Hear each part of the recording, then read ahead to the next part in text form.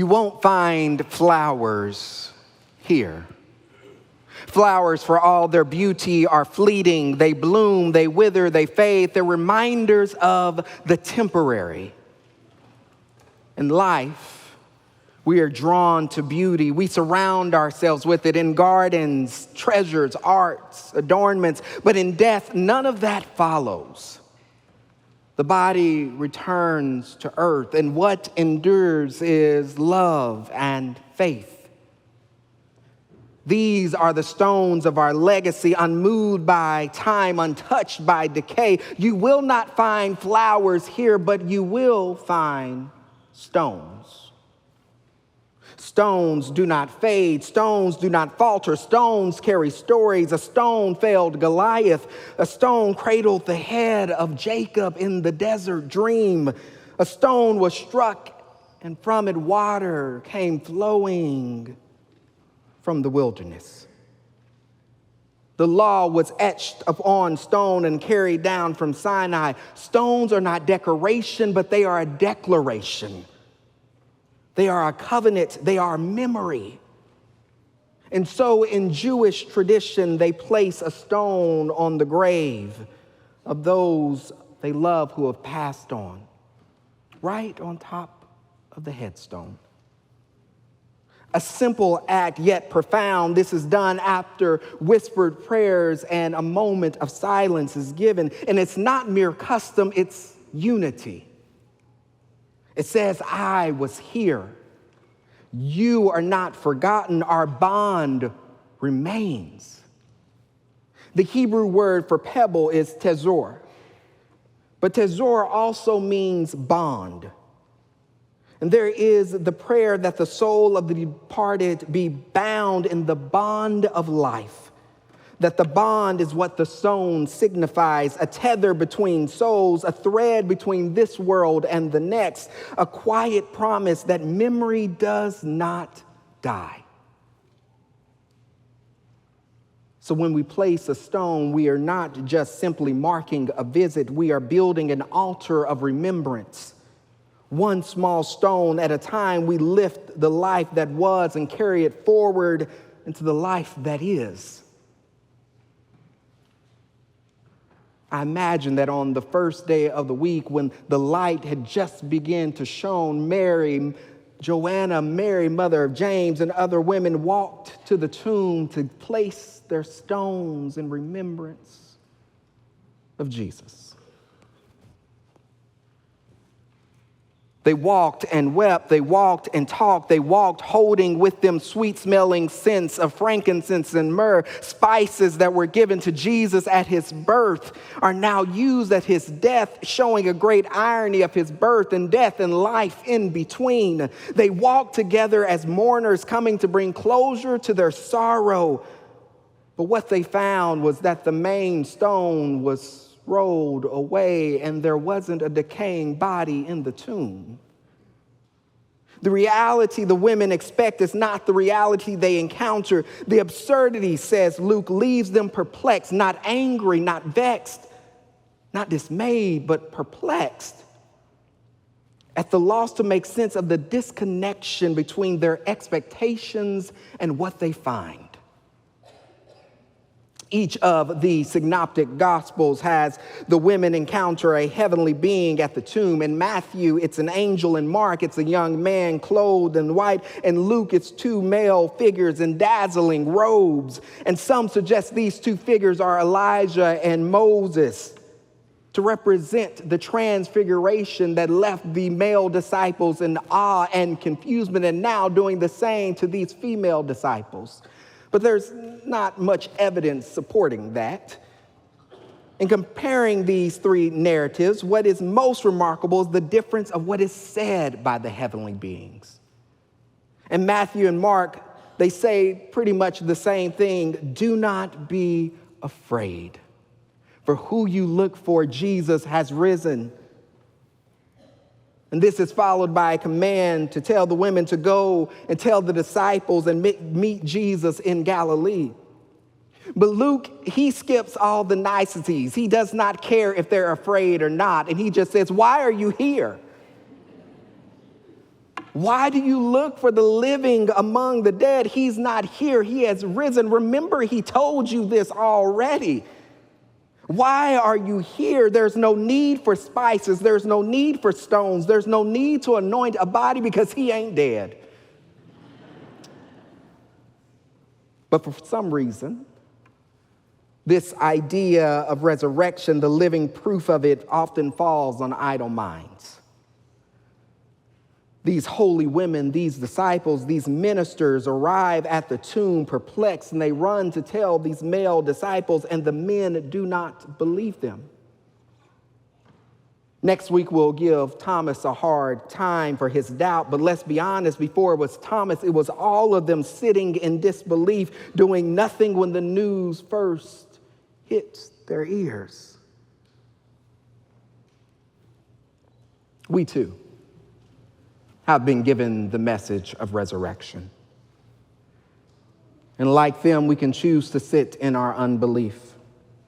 The resurrection can either move us to action, move us to a response, or it can freeze us in our disbelief, in our unbelief, clinging to the idea that death has won, that death has taken over, that death has the final say. But shouldn't an open tomb say something different? Shouldn't it challenge what we think we already know? These women bring a message of resurrection to the others, and what is the response? This seems like an idle tale. I just can't believe it at all. But as one scholar puts it, unbelief doesn't mean people believe nothing. It means they believe something else. People say, I don't believe it because there's something else that they believe is stronger, that's pulling onto their minds. And this is where the Easter message does its most important work. It challenges our certainties. Experience tells us death wins, that even the strongest among us will eventually fall. Experience teaches us to live for the moment, to get what you can while you can, because soon it'll all be over. But the Easter message questions all of that and says, are you sure? Are you really, really sure about that? Because Jesus has shown us that life has the last word, not death. And all of a sudden, Peter realizes the news that they bring, and it threatens everything he thought he knew. And he doesn't walk to the tomb, he runs. Because resurrection demands a response. Julia Esquivel was a Guatemalan poet, theologian, and human rights activist. A bold Christian voice and a liberation theologian, she was inspired by her faith and demanded justice.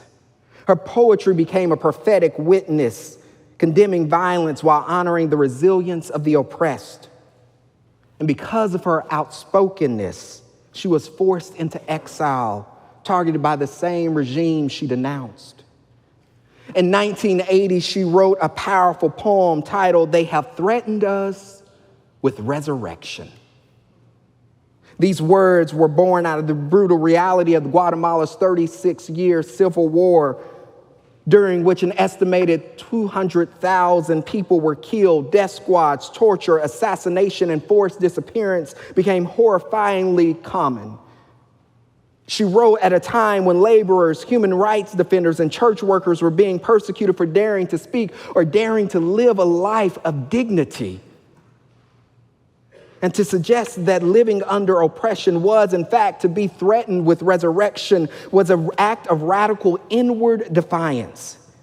It was a declaration that even in the face of terror and death, that life and hope and resistance and love surely would rise and live on. And though her words were written 40 years ago, I believe they still speak to us directly today. That we too are threatened with resurrection. For don't we also live in the shadow of death? Disease is rampant a wounded planet, wars and unrest, gun violence, racial injustice. You can just name your own griefs and fears and add to the list of things going on and on and on.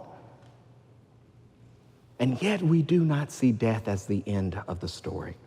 It was not the end of Jesus' story. It's not the end for Peter or for Mary or any of the other disciples. So therefore, it's not the end for us, even in this time, right now, here and now. We go on loving life. We continue in this marathon of hope because we believe in resurrection. We hold fast to it and move forward with it. The phrase, "they have threatened us with resurrection," is deeply ironic and fiercely powerful. It turns the fear of death into a declaration of hope. It becomes resistance, rising even at the face of death through memory, through solidarity, through struggle.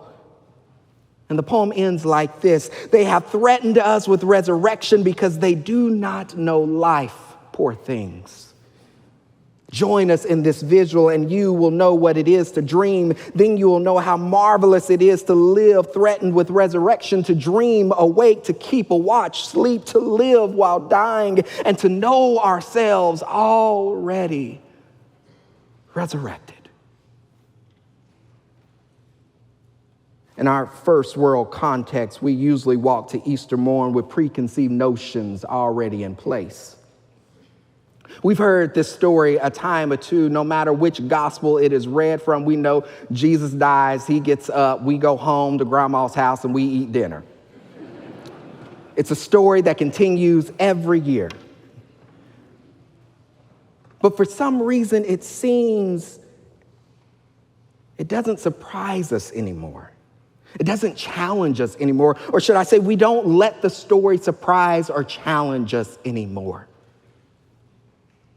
Resurrection is a form of resistance. Resisting a world that tells us to sit amid hate and injustice, resisting a nation that dominates people and loom over them with threats of war and fear and false accusations. Resurrection is remembering how the empire led a man to his death, never letting his memory be silenced or forgotten, and rather than bringing in armies to defeat the empire, rather than using guns and swords, he uses life. Life to be a message that resistance and the movement wasn't over, but would live on. May the threat of resurrection loom over you too. May it be a narrative in your head that doesn't have the final say, that death doesn't have the final say, but life continues against inequity, against hate, against prejudice, against an empire that constantly tries to deplete and depress its citizens with newsreels and vile rhetoric. May you have the looming peace of resurrection. Because we as Christian people, as we come to an empty tomb, it should cause us to move and act in a path of discipleship, to work, to risk, to challenge, to love, to hope, to bear peace, to gather, to be community, to be the people of God. No matter how difficult it seems to bear the cross, we realize that it will not triumph over us, that the promises of God will always last and stand forth. That the God who rolls away the stone, who comes out of the tomb, who shares with each and all of us a message that's so powerful, that's so dripping with love, that he has risen indeed. My friends, we